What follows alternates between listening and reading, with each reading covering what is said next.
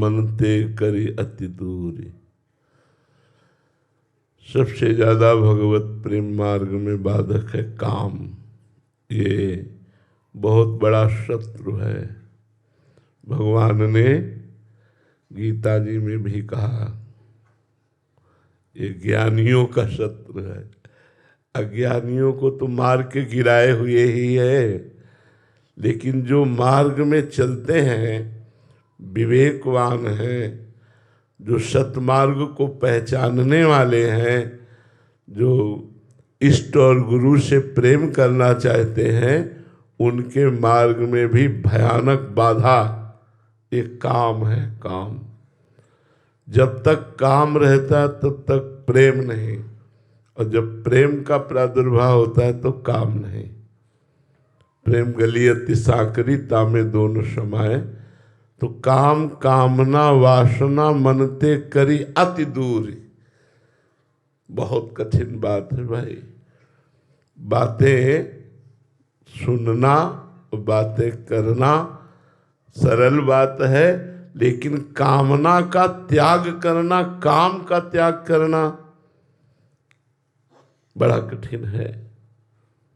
अविवेकी जनों को इंद्रियां गिरा दे तो बात तो समझ में आती, लेकिन विद्वान जनों को, विद्वान में पिकर सती, तो शास्त्रों का ज्ञान है, विद्वान को कैसे गिरा सकती है, ज्ञानी को कैसे गिरा सकती है, साधक को कैसे गिरा सकती है। ये बड़े आश्चर्य की बात है कि जिसे हम बाधक समझ करके चलते हैं, उसी को हम सुख मान करके फिर स्वीकार करके भ्रष्ट हो जाते हैं। ये बड़ी ऊंचाई तक की बात है, बड़ी ऊंचाई। इतना प्रबल माया का आकर्षण है, इतना प्रबल आकर्षण है कि बड़े बड़े ज्ञानी, जो ज्ञानिन कर चित अपरही बरियाई विमोह बस करही। और प्रेम मार्ग में चलने वाले के लिए तब तो और भयानक बात है, क्योंकि प्रेम में हृदय द्रवित होता है। जैसे जैसे भगवत प्रेम के द्रवित हृदय में काम अगर अधिकार कर ले, फिर बहुत जल्दी परास्त कर देगा। इसीलिए लिखा है, चढ़ के मोम तुरंग पर चलिबो पावक माही। प्रेम पंथ अति कठिन है, सबको निभत नाई।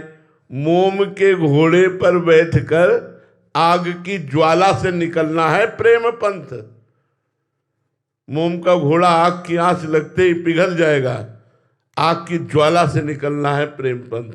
अर्थात समस्त कामनाओं का जो हृदय में आकर्षण है, उनका त्याग करके निष्काम हो करके ही प्रेम मार्ग में चला जाता है। काम बहुत बलवान है, और ये 50 वर्ष साधना करने पर ये चिंगारी तो हो जाता है, लेकिन मिटता नहीं है। जहां चिंगारी को फूस मिली तो ज्वाला बनने में देर नहीं लगती। ज्वाला चिंगारी हो सकती है साधना से, लेकिन मिट नहीं सकती। मिट तभी सकती है जब भगवत साक्षात्कार हो जाएगा। भगवान व्यास देव जी के इस श्लोक पर जैमिनी जी ने प्रश्न किया कि महाराज, विद्वान, अरे अविवेकी तो विद्वान पुरुष, मेरी समझ में नहीं आया। जैमिनी जी ने, भगवान व्यासदेव जी के कई आश्रम हैं, प्रयाग में बद्री, विशाल बद्रीनाथ में। 2-4 दिन बाद कहा कि आप यहाँ के प्रधान आचार्य की स्थिति से समस्त ब्रह्मचारियों का संयमन कीजिए, दिनचर्या चलाइए, मैं कुछ दिन बाद आता हूं। जो आज्ञा।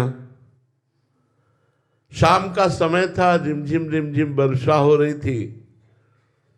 जैमिनी जी ब्रह्मचारियों जी के साथ सब गंगा स्नान करके संध्या वंदन आदि के लिए वापस लौट रहे थे। इतने में पायलों की आवाज आई, छम छम छम छम। बड़े सावधान ब्रह्मचारी, किसी ने भी आंख उठा के नहीं देखा, सामने आ गए। हमारी रक्षा कीजिए, मैं जंगल में भ्रमित हो गई हूँ, किधर जाना है मुझे पता नहीं, रात्रि का समय आ रहा है, आप महात्मा लोग बड़े करुणा में हैं, आप मुझे रख लीजिए। जयमिनी जी ने कहा गुरु जी है नहीं और यहाँ सब ब्रह्मचारियों का निवास है, इसलिए यहाँ माताओं बहनों का रात्रि में तो निषेध ही है, गुरु जी होते जैसी आज्ञा होती आपको। तो उनका हम शरणागत हैं, हम कहाँ जाएं, आपकी शरण में है। जयमिनी जी ने कहा तो ठीक है, एक कुटिया हम एकांत में आपको दे देते हैं, आज रात्रि निवास कीजिए और प्रातः होते ही आप अपने गंतव्य स्थान को चले जाइए। एक बात ध्यान रखना, अगर मैं भी आऊं और कहूं कि कुटिया खोलो तो मत खोलना।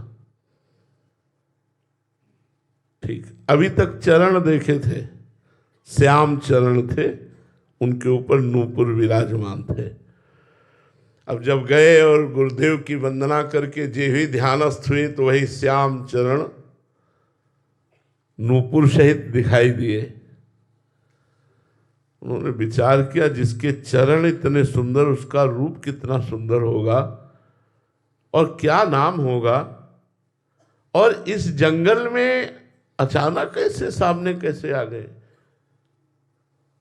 किस नगर से आए, कहाँ भूल कर दी मार्ग में, कुछ तो बात करनी चाहिए। और वो बार बार चित्तवृत्ति हटा रहे और भगवान में लगा रहे, लेकिन बार बार चित्तवृत्ति हट करके वहीं जा रही। आखिरकार हार गए, खड़े हुए और उस कुटिया में पहुंचे। झोपड़ी तो होती थी ऋषियों की, रज की थोड़ी दीवार, ऊपर से झोपड़ी या फूस की पूरी झोपड़ी या बहुत बहुत खपरेला, ऐसे ही ऋषियों के आश्रम होते थे। बांस की टटिया पर खपरेला पड़ा हुआ है, उस पर ऐसे रहते थे। आवाज लगाई, दरवाजा खोलिए। तो उनका कौन? बोले जयमिनी।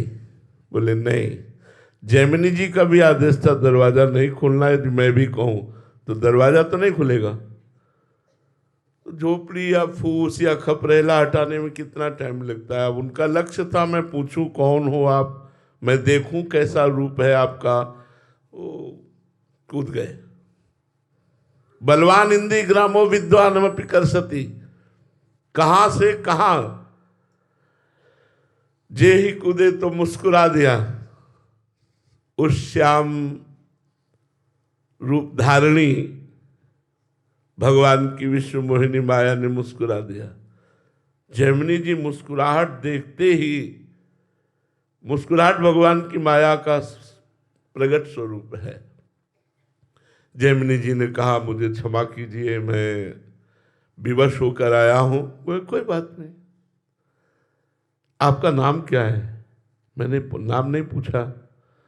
आप इस जंगल में अकेली कैसे आई?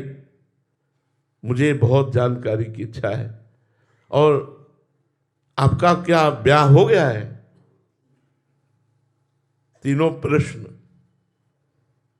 और मुस्कुराहट प्रबल होती जा रही उस कुमारी की। तो उनका नाम और ग्राम तो छोड़िए और ब्याह की बात कीजिए। क्या आपके मन में ब्याह करने की बात है? बोले यदि नहीं हुआ हो तो हम तैयार हैं। तो बोले अपना मुंह काला कीजिए और मुझे पीठ पे बैठा लिए और नदी के किनारे जो देवालय है वहां तक ले चलिए, फिर मैं आपको उत्तर देती हूँ। रात्रि का समय उन्होंने, और जब वहां गए तो कुमारी नहीं, गुरुदेव भगवान व्यास देव जी थे। स्वयं भगवान व्यास देव जी इस प्रश्न का उत्तर देने के लिए बलवान इंद्री ग्रामो विद्वानमपि करसति। ये काम इतना प्रबल देवता है, इतना बलवान देवता है कि भगवान शंकर की भी समाधि भंग कर दी। रामचरितमानस में आता है जब अपने स्वरूप में आया तो इसने भगवान शंकर की समाधि भंग कर दी। अगर इससे बच जाए या इससे निकल पावे, दोनों बातें, बच जाए मतलब संसर्ग ही ना होने पावे, यदि संसर्ग हो गया तो इसे पंख कहते हैं, पंख माने दलदल, फिर निकल जाए इस दलदल से तो भगवान से प्रेम हो जाए नहीं तो भगवान से प्रेम करना बहुत कठिन है।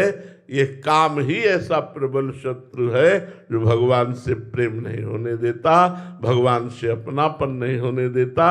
अगर कोई भगवान का नाम जप करके, भगवान के चरणों का आश्रय लेकर, भक्तों के संग के प्रभाव से इस काम पर विजय प्राप्त कर ले तो प्रेम हो जाए, नहीं तो प्रेम नहीं हो सकता। सदगति की बात तो हम कहते हैं कि सदगति तो चाहे जैसा भी जीव हो भगवान की शरण में आवे, मंगल और सदगति। लेकिन भगवान से प्रेम सकल कामनाहीन जे राम भगति रसलीन। प्रेम तभी होता है जब कामना नहीं होती। काम कामना वासना मनते करियर। जब हृदय में भगवत प्रेम की एक द्रवण क्रिया होती है, वह उस समय हृदय को संभालना बड़ा कठिन होता है, कहीं ना कहीं फंस जाता है, किसी न किसी रूप में फंस जा। जब फंसा तो द्रवित हृदय से फंसा तो जन्म का जन्म निकल जाता है, वो निकल नहीं पाता है। इसलिए जिनको भगवत प्रेम प्राप्त करना हो तो इस काम रूपी शत्रु से बचे। काम से बच गए तो राम मिले मिलाए। जहां काम तहां राम नहीं, जहां राम नहीं काम। जैसे सूर्य और रात्रि एक जगह नहीं ठीक सकती, कि सूर्य है तो रात्रि फिर नहीं, रात्रि है तो सूर्य नहीं। ऐसे ही काम है तो राम भगवान अंतर ध्यान रहेंगे, और राम भगवान प्रकट हैं तो काम भगवान अंतर ध्यान रहेंगे, उनका प्रभाव नहीं पड़ेगा। इसलिए उपासक को चाहिए काम विजयी बनने की कोशिश करे, भगवान के नाम जप से, भगवान के चरण शरण के प्रताप से। नहीं तो मन अतृप्त ही बना रहता है भोगों के प्रति।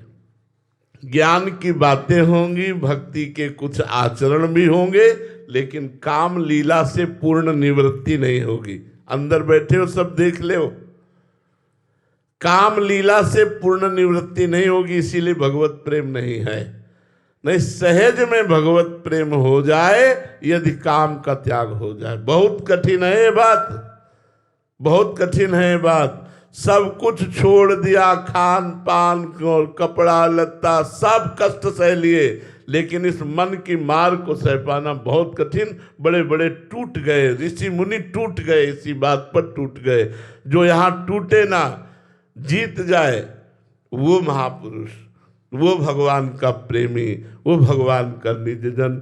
इसलिए कोशिश करो भगवान के नाम जप से, भगवान के चरणों के आश्रय से, भक्तों के चरित्रों से, कि हम अधर्म में पहले काम से विजय प्राप्त करें, फिर धर्म में काम से भी। लोक धर्म का त्याग करके परम भागवत धर्म और भगवत धर्मों जीत के निज प्रेमा ठहरंत, फिर प्रेम में स्थिति हो। तो सबसे ज्यादा बाधक भाव काम है। काम पर विजय प्राप्त कर ले तो प्रेम प्राप्त हो जाए। हर जी बहुत बड़ा युद्ध है अरे बीच में। बता रहे, चिंगारी रहती है, चिंगारी रहती है, ज्वाला बनने में देर नहीं लगती। कभी भी ये कोई अहंकार न कर ले कि मैं काम विजयी हूं। भगवान की कृपा से, भगवान के भक्तों की कृपा से इस रोग पर, इस दोष पर विजय प्राप्त की जाती है, पर सदैव डरते रहा जाता है, सदैव डरते रहा जाता है। देवर्षि नारद जी जैसे परमहंस महापुरुष भी इससे, तो इसलिए एक प्रेम में, इसीलिए भगवत प्रेम नहीं हो रहा। आप देख लो, साधनाएं कौन नहीं कर रहा, सब छोटी मोटी सब साधनाएं कर रहे हैं, लेकिन भगवत प्रेम, प्रेम इसीलिए नहीं हो रहा क्योंकि काम बाधक है। काम कामना वासना ये मन ते करियति दूर, तभी प्रेम प्रकट होगा। वो बहुत कठिन है, बहुत कठिन है। कई लोग तो पाखंड को इतना गले लगा लेते हैं कि इसी को प्रेम कहने लगते हैं, काम क्रीड़ा को ही प्रेम कहने लगते हैं, व्यभिचार को ही प्रेम संज्ञा दे देते हैं और पूरा जीवन पाखंड में व्यतीत कर देते हैं, और प्रेम की कहीं एक बूंद भी छीट नहीं पड़ती, पूरा जीवन व्यर्थ चला जाता है। तो भगवान की कृपा से काम पर विजय प्राप्त करे तो भगवत प्रेम हो। उमंग जी दिल्ली से, राधे राधे महाराज जी। महाराज जी, भोगों या विषयों में ऐसा क्या है जो इनका थोड़ा सा भी सानिध्य या सेवन करके ये अपने वश में आकर्षित कर लेते हैं? सिर्फ जादू जादू कुछ समय के ही सेवन। जादू, माया का जादू। संसार की भोगों में भगवान की माया का जादू है। इसीलिए बड़े बड़े प्रलोभित हो जाते हैं, बड़े बड़े प्रलोभित हो जाते हैं। हाँ, बहुत बहुत देखी भई बातें हम आपको कह रहे हैं, खूब भ्रमण किए हुए, खूब देखी भई बातें कह रहे हैं। जादू है भगवान की माया। दैवी हेषा गुणमयी मम माया दुरतया मामेवे प्रपद्यन्ते माया में ताम तरंते। कुछ नहीं है, कुछ नहीं है। खूब भजन साधन हो रहा, खूब ठीक से चल रहे, नाम जप कर रहे। महाराज जी प्रणाम प्रणाम। और महाराज जी आप ठीक? जादू जादू। अब भगवान अंतर ध्यान, वही महाराज जी प्रणाम, वही दिमाग, जादू। तुम केवल अकेले लड़ने वाले हो, पूरा संसार तुम्हारे विरुद्ध खड़ा हुआ है। ऐ साधक, पूरे संसार को परास्त करना, तब भगवत प्राप्ति होगी, तब प्रेम प्राप्त होगा। महाराज जी फिर कह रहे हैं कि बहुत बड़ा युद्ध है। अब इसीलिए तो बड़े योद्धा के पीछे बने रहो, तो आगे वो निपटाता रहेगा, पीछे रास्ता खाली मिलता चला जाएगा। इसीलिए संतों का संग किया जाता है। चिंतन न हमारा कोई घसीट पावे, चिंतन न घसीट पावे, सबसे बड़ी बात होती है।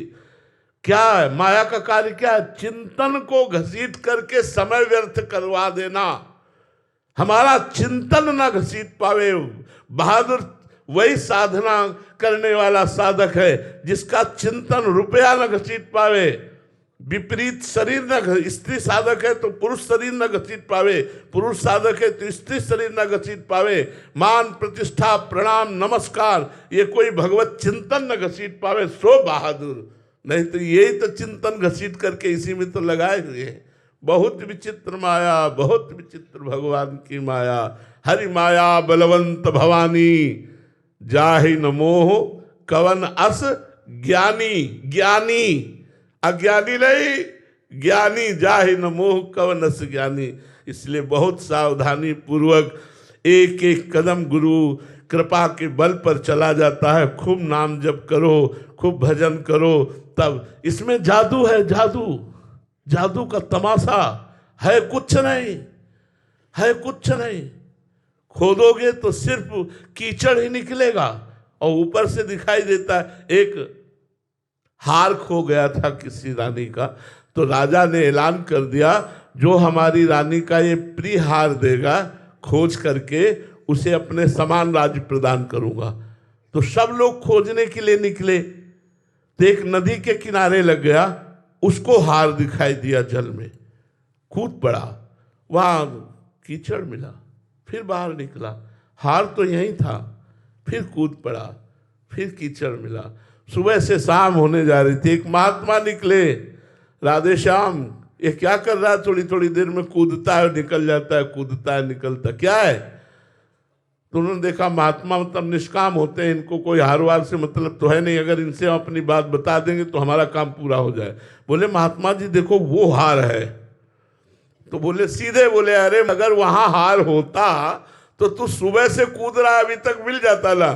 मोड़ दिया, ऊपर खजूर का पेड़ था, उस पे बाज ने हार ला के टांगा था, वहां छाया पड़ रही थी। जिसे तुम सुख समझते हो सुख नहीं, ये सुख की छाया है, समझ पड़ती नहीं है मेरे गिरधर की माया है। पूरा जीवन निकल जाता है, ये आकर्षण वो आकर्षण वो आकर्षण, हाथ लगा कुछ नहीं। जब मरे तो वासना पाप कर्म पुण्य कर्म यही साथ गए, कुछ नहीं। ए जादू, जादू तमाशा, जादू। नई सृष्टि करने की ताकत आ गई थी भगवान विश्वामित्र जी में, ढेर कर दिया मेनका जी ने, सामर्थ्य विहीनता प्रकट कर दी। कौन कौन ऐसे ये भगवान की माया में जादू। ये बातें बना लेना अलग बात है भाई, प्रवचन कर लेना अलग बात है, माया पर विजय प्राप्त करना अलग बात है। वही हो सकता है माया विजयी जो भगवान के चरणों का अनन्य भाव से आश्रय लेकर निरंतर भजन कर रहा है। अगर भजन में अंतर पड़ेगा तो माया का प्रभाव हो जाए। कह हनुमंत विपत्ति प्रभु सोई जो तो